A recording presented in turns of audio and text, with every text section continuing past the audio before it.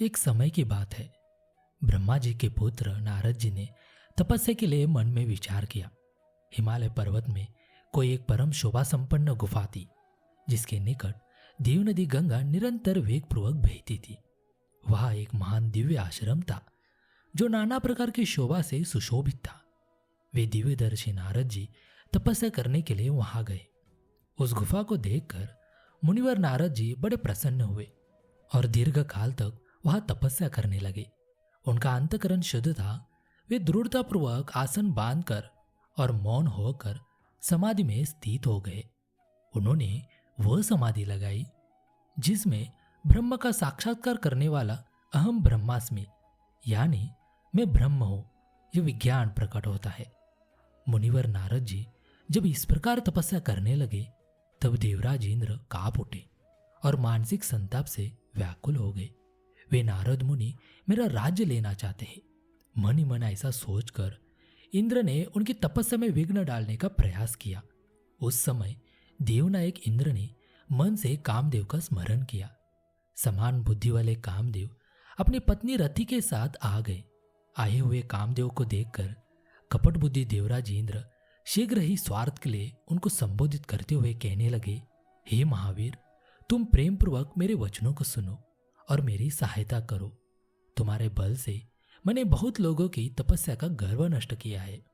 तुम्हारी कृपा से ही मेरा यह राज्य स्थिर है। पूर्ण रूप से संयमित होकर दृढ़ निश्चयी देवर्षि नारद मन से विश्वेश्वर भगवान शंकर की प्राप्ति का लक्ष्य बनाकर हिमालय की गुफा में तपस्या कर रहे हैं। मुझे यह शंका है कि ब्रह्मा से वे मेरा राज्य ही ना मांग ले। आज ही तुम वहां चले जाओ और उनकी तपस्या में विघ्न डालो। इंद्र से ऐसी आज्ञा पाकर वे कामदेव वसंत को साथ लेकर बड़े गर्व से उस स्थान पर गए और अपना उपाय करने लगे। उन्होंने वह शीघ्र ही अपनी सारी कलाएं रच डाली। वसंत ने भी मदमत होकर अनेक प्रकार से अपना प्रभाव प्रकट किया। कामदेव और वसंत के अथक प्रयत्न करने पर भी नारद मुनि के चित्त में विकार नहीं उत्पन्न हुआ। महादेव जी के अनुग्रह से उन दोनों का गर्व चूर्ण हो गया। ऐसा होने में जो कारण था मित्रों, महादेव जी की कृपा से ही कामदेव का कोई प्रभाव नहीं पड़ा। पहले उसी आश्रम में काम शत्रु भगवान शिव ने उत्तम तपस्या की हुई थी और वहीं पर उन्होंने मुनियों की तपस्या का नाश करने वाले कामदेव को शीघ्र ही भस्म कर डाला था। उस समय रति ने कामदेव को पुनः जीवित करने के लिए देवताओं से प्रार्थना की थी। तब देवताओं ने समस्त लोगों का कल्याण करने वाले भगवान शंकर से याचना की और भगवान शंकर ने कुछ समय व्यतीत होने के बाद कामदेव को जीवित कर दिया था। आगे महादेव जी कहे, यहाँ उनका कोई उपाय नहीं चल सकेगा। यहाँ खड़े होकर लोग चारों ओर जितनी दूर तक की भूमि को नेत्रों से देख पाते हैं, वहां तक कामदेव के बाणों का प्रभाव नहीं चल सकेगा। इसमें संशय नहीं होगा। भगवान शंकर की इस उक्ति के अनुसार उस समय वहां नारद जी के प्रति कामदेव का अपना प्रभाव मिथ्या सिद्ध हुआ। वे शीघ्र ही स्वर्ग लोक में इंद्र के पास लौट गए। वहां कामदेव ने अपना सारा वृत्तांत और मुनि का प्रभाव कह दिया। तत्पश्चात इंद्र की आज्ञा से वे वसंत के साथ अपने स्थान को लौट गए। उस समय देवराज इंद्र को बड़ा विस्मय हुआ। उन्होंने नारद जी की भूरी भूरी प्रशंसा की, परंतु शिव की माया से मोहित होने के कारण वे उस पूर्व वृत्तांत का स्मरण न कर सके। वास्तव में इस संसार में सभी प्राणियों के लिए शंभु की माया को जानना अत्यंत कठिन है। जिसने अपने आप को शिव को समर्पित कर दिया है, उस भक्त को छोड़कर शेष संपूर्ण जगत उनकी माया से मोहित हो जाता है। नारद जी भी भगवान शंकर की कृपा से वह चिरकाल तक तपस्या में लगे रहे। अंत में अपनी तपस्या को पूर्ण हुआ जानकर वे मुनि उसे विरत हो गए। कामदेव पर अपनी विजय मानकर उन मुनीश्वर को व्यर्थ ही गर्व हो गया। भगवान शिव की माया से मोहित होने के कारण उन्हें यथार्थ बात का ज्ञान नहीं रहा। भगवान शंभु की महामाया धन्य है। ब्रह्मा विष्णु आदि देव भी उसकी गति को नहीं देख पाते हैं।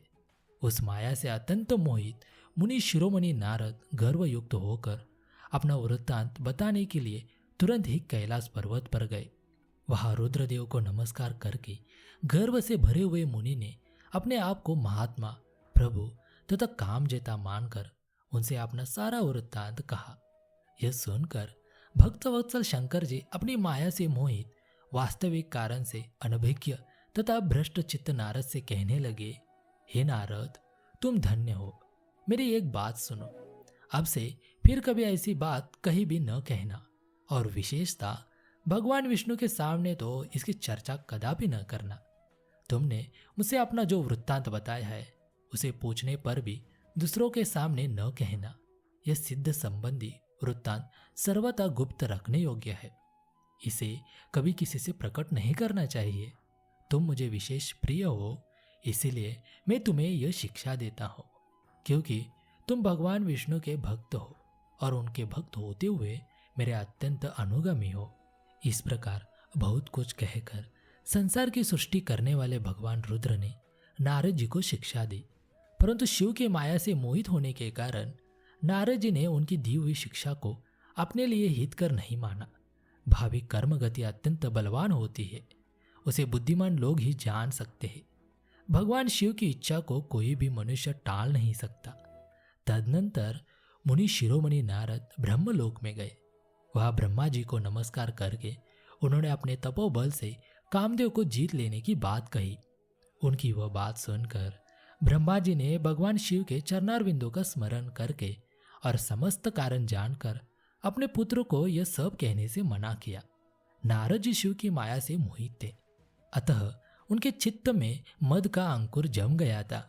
इसलिए ज्ञानियों में श्रेष्ठ नारद जी ने ब्रह्मा जी के बात को अपने लिए हितकर नहीं समझा। इस लोक में शिव की जैसी इच्छा होती है वैसा ही होता है।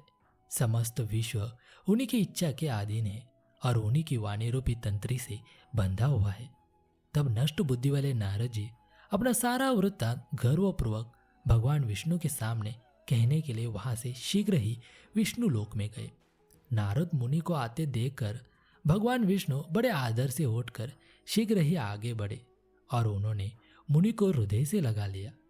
उन्हें मुनि के आगमन के हेतु का ज्ञान पहले से ही था। नारद जी को अपने आसन पर बैठाकर भगवान शिव के चरणारविंदों का स्मरण करके श्रीहरि उनसे यथार्थ तथा गर्वनाशक वचन कहने लगे। अब कहाँ से आ रहे हैं? यह किसके लिए आपका आगमन हुआ है? हे मुनि श्रेष्ठ, अब धन्य है। आपके शुभ आगमन से मैं पवित्र हो गया।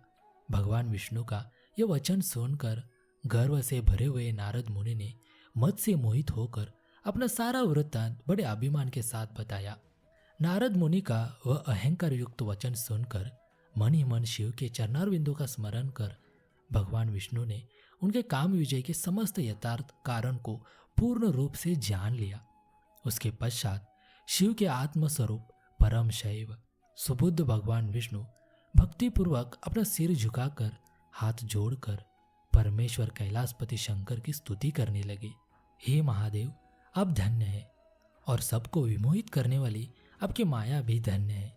इस प्रकार परमात्मा शिव की स्तुति करके हरि अपने नेत्रों को बंद कर उनके चरण कमलों में ध्यान स्थित होकर चुप हो गए। विश्वपालक हरि शिव के द्वारा जो होना था उसे हृदय से जानकर शिव के आज्ञानुसार मुनिश्रेष्ठ नारद जी से कहने लगे, हे मुनिश्रेष्ठ, आप धन्य है। अब तपस्या के भंडार है और आपका हृदय भी बड़ा उदार है। हे मुने, जिसके भीतर भक्ति, ज्ञान और वैराग्य नहीं होते, उसी के मन में समस्त दुखों को देने वाले काम, मोह आदि विकार शीघ्र उत्पन्न होते हैं। आप तो नैष्ठिक ब्रह्मचारी है और सदा ज्ञान वैराग्य से युक्त रहते हैं, फिर आप में काम विकार कैसे आ सकता है? आप तो जन्म से निर्विकार तथा शुद्ध बुद्धि वाले हैं। श्रीहरि की कही हुई बहुत सी बातें सुनकर मुनि शिरोमणि नारद जी जोर जोर से हंसने लगे और मन ही मन भगवान को प्रणाम करके इस प्रकार कहने लगे, यदि मुझ पर आपकी कृपा है तब कामदेव का मेरे ऊपर क्या प्रभाव हो सकता है? ऐसा कहकर भगवान के चरणों में मस्तक झुकाकर इच्छानुसार विचरने वाले नारद मुनि वहां से चले गए। नारद मुनि की इच्छानुसार वहां से चले जाने पर भगवान शिव की इच्छा से माया विशारद श्रीहरि ने तत्काल अपनी माया प्रकट की। उन्होंने मुनि के मार्ग में एक विशाल 100 योजन विस्तार वाले अद्भुत तथा अत्यंत मनोहर नगर की रचना की। भगवान ने उसे अपने वैकुंठ लोक से भी अधिक रमणीय बनाया था। नाना प्रकार की वस्तुएं उस नगर की शोभा बढ़ाती थी। वहाँ स्त्रियों और पुरुषों के लिए बहुत से विहार स्थल थे। वहाँ नगर चारों वर्णों के लोगों से युक्त था। वहाँ शील निधि नामक ऐश्वर्यशाली राजा राज्य करते थे। वे अपनी पुत्री का स्वयंवर करने के लिए तैयारी कर रहे थे, अतः उन्होंने महान उत्सव का आयोजन किया था। उनकी कन्या का वरण करने के लिए उत्सुक हो चारों दिशाओं से बहुत से राजकुमार आए थे, जो नाना प्रकार की वेशभूषा तथा सुंदर शोभा से प्रकाशित हो रहे थे। उन राजकुमारों से वह नगर भरा पूरा दिखाई देता था। ऐसे राजनगर को देख नारद जी मोहित हो गए। वे कौतुकी कामसक्त नारद राजा शीलनिधि के द्वार पर गए। मुनिश्रेष्ठ नारद को आया देखकर राजा शीलनिधि ने उन्हें श्रेष्ठ रत्नमय सिंहासन पर बिठाकर उनका पूजन किया। तत्पश्चात राजा ने श्रीमती नामक अपनी सुंदरी कन्या को बुलवाकर उसे नारद जी के चरणों में प्रणाम करवाया। उस कन्या को देखकर नारद मुनि चकित हो गए और बोले, हे राजन, यह देव कन्या के समान सुंदरी तथा महाभाग्यशालिनी कन्या कौन है? उनकी यह बात सुनकर राजा ने हाथ जोड़कर कहा, हे मुने, यह मेरी पुत्री है। इसका नाम श्रीमती है। अब इसके विवाह का समय आ गया है। यह अपने लिए सुंदर वर चुनने के निमित्त स्वयंवर में जाने वाली है। इसमें सब प्रकार के शुभ लक्षण लक्षित होते हैं। हे महर्षि, अब जन्मस्थ जातक ग्रहों के अनुसार इसका संपूर्ण भाग बताए और यह मेरी पुत्री कैसा वर प्राप्त करेगी यह भी कहे। राजा के इस प्रकार पूछने पर काम से विरल हुए मुनिश्रेष्ठ नारद उस कन्या को प्राप्त करने की इच्छा मन में लिए राजा को संबोधित करके यह वाक्य बोले, हे भोपाल, आपकी यह पुत्री समस्त शुभ लक्षणों से संपन्न, परम सौभाग्यवती, धन्य और साक्षात लक्ष्मी की भांति समस्त गुणों की आगार है। इसका पति निश्चय ही भगवान शंकर के समान वैभवशाली, सर्वेश्वर, किसी से पराजित न होने वाला, वीर, काम विजयी तथा संपूर्ण देवताओं में श्रेष्ठ होगा। ऐसा कहकर राजा से विदा लेकर इच्छानुसार विचरने वाले नारद मुनि वहां से चल दिए। वे काम के वशीभूत हो गए थे। शिव की माया ने उन्हें विशेष मोह में डाल दिया था। वे मुनि मन ही मन सोचने लगे कि मैं इस राजकुमारी को कैसे प्राप्त करूं। स्वयंवर में आए हुए नरेशों में से सब कुछ छोड़कर यह एकमात्र मेरा ही वरण कैसे करे। समस्त नारियों को सौंदर्य सर्वथा प्रिय होता है। सौंदर्य को देखकर ही वो प्रसन्नता पूर्वक मेरे अधीन हो सकती है, इसमें संशय नहीं है। ऐसा विचार कर काम से विरल हुए मुनिवर नारद भगवान विष्णु का रूप ग्रहण करने के लिए तत्काल उनके लोक में जा पहुंचे। वह भगवान विष्णु को प्रणाम करके आगे कहने लगे, मैं एकांत में आपसे अपना सारा वृत्तांत कहूँगा। तब विष्णुदेव बोले, ठीक है। यह कहकर शिव इच्छित कर्म करने वाले लक्ष्मीपति श्रीहरि नारद जी के साथ एकांत में जा बैठे और बोले, हे मुने, आप अपनी बात कहिए। तब केशव से मुनि नारद जी ने कहा, हे भगवान, आपके भक्त जो राजा शीलनिधि है वो सदा धर्म पालन में तत्पर रहते हैं। उनकी एक विशाल लोचना कन्या है जो बहुत ही सुंदरी है। उसका नाम श्रीमती है। वह जगन मोहिनी के रूप में विख्यात है और तीनों लोकों में सबसे अधिक सुंदरी है। हे भगवान, आज मैं शीघ्र ही उस कन्या से विवाह करना चाहता हूँ। राजा शीलनिधि ने अपनी पुत्री की इच्छा से स्वयंवर रचाया है, इसलिए चारों दिशाओं से वह हजारों राजकुमार आए हुए हैं। यदि आप अपना रूप मुझे दे दे तो मैं उसे निश्चित ही प्राप्त कर लूंगा। आपके रूप के बिना वो मेरे कंठ में जयमाला नहीं डालेगी। हे नाथ, मैं आपका प्रिय सेवक हूँ, अतः आप मुझे अपना स्वरूप दे दीजिए, जिसे वह राजकुमारी श्रीमती निश्चय ही मुझे वरण कर ले। नारद मुनि की ऐसी बात सुनकर भगवान मधुसूदन हंस पड़े और शंकर के प्रभाव का अनुभव करके उन दयालु प्रभु ने कहा, हे मुने, आप अपने अभीष्ट स्थान को जाइए। मैं उसी तरह आपका हित साधन करूंगा जैसे श्रेष्ठ वैद्य पीड़ित रोगी का हित करता है, क्योंकि आप मुझे विशेष प्रिय है। ऐसा कहकर भगवान विष्णु ने नारद मुनि को मुख तो वानर का दे दिया और शेष अंगों में अपने जैसा स्वरूप देकर वे वहां से अंतर्ध्यान हो गए। भगवान की उपरोक्त बात सुनकर और उनका मनोहर रूप प्राप्त हो गया ऐसा समझकर नारद मुनि को बड़ा हर्ष हुआ। वे अपने को कृतकृत्य मानने लगे, किंतु भगवान के प्रयत्नों को वे समझ न सके। तदनंतर मुनिश्रेष्ठ नारद शीघ्र ही उस स्थान पर जहां पहुंचे जहां राजा शीलनिधि ने राजकुमारों से भरी हुई स्वयंवर सभा का आयोजन किया था। मित्रों, राजपुत्रों से घिरी हुई वह दिव्य स्वयंवर सभा दूसरी इंद्र सभा के समान अत्यंत शोभा पा रही थी। नारद जी उस राजसभा में जा बैठे और वहां बैठकर प्रसन्न मन से बार बार यही सोचने लगे, मैं भगवान विष्णु के समान रूप धारण किया हो, अतः वह राजकुमारी अवश्य मेरा ही वरण करेगी, दूसरे का नहीं। मुनिश्रेष्ठ नारद को यह ज्ञात नहीं था कि मेरा मुंह कुरूप है। मित्रों, उस सभा में बैठे हुए सभी मनुष्य ने मुनि को उनके पूर्ण रूप में ही देखा। राजकुमार आदि कोई भी उनके रूप परिवर्तन के रहस्य को न जान सके। वहां नारद जी के रक्षा के लिए भगवान रुद्र के 2 गण आए थे, जो ब्राह्मण का रूप धारण करके गूढ़ भाव से वहां बैठे थे। वे ही नारद जी के रूप परिवर्तन के उत्तम भेद को जानते थे। मुनि को कामावेश से मूढ़ हुआ जानकर वे दोनों गण उनके निकट गए और आपस में बातचीत करते हुए उनकी हंसी उड़ाने लगे। देखो, नारद का रूप तो निश्चित ही भगवान विष्णु के समान श्रेष्ठ है, किंतु मुख वानर के समान विकट और महाभयंकर। काम मोहित ये व्यर्थ में ही राजपुत्र को प्राप्त करने की इच्छा कर रहे हैं। इस प्रकार की कपटपूर्ण बातें कहकर वे नारद का उपहास करने लगे। मुनि तो काम से विरल थे, अतः उन्होंने उनकी यथार्थ बात भी अनसुनी कर दी।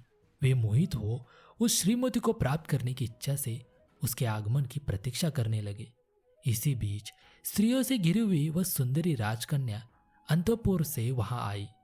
अपने हाथ में सोने की सुंदर माला लिए हुए वह शुभ लक्षणा राजकुमारी स्वयंवर के मध्य भाग में लक्ष्मी के समान खड़ी हुई अपूर्व शोभा पा रही थी। उत्तम व्रत का पालन करने वाली वह भूप कन्या हाथ में माला लेकर अपने मन के अनुरूप वर का अन्वेषण करती हुई सारी सभा में भ्रमण करने लगी। नारद मुनि का भगवान विष्णु के समान शरीर और वानर जैसा मुंह देखकर वह कुपित हो गई और उनकी ओर से दृष्टि हटाकर प्रसन्न मन से दूसरी ओर चली गई।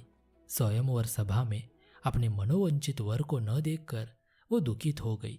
राजकुमारी उस सभा के भीतर चुपचाप खड़ी रह गई और उसने किसी के गले में जयमाला नहीं डाली। इतने में राजा के समान वेशभूषा धारण किए हुए भगवान विष्णु वहां आ पहुंचे।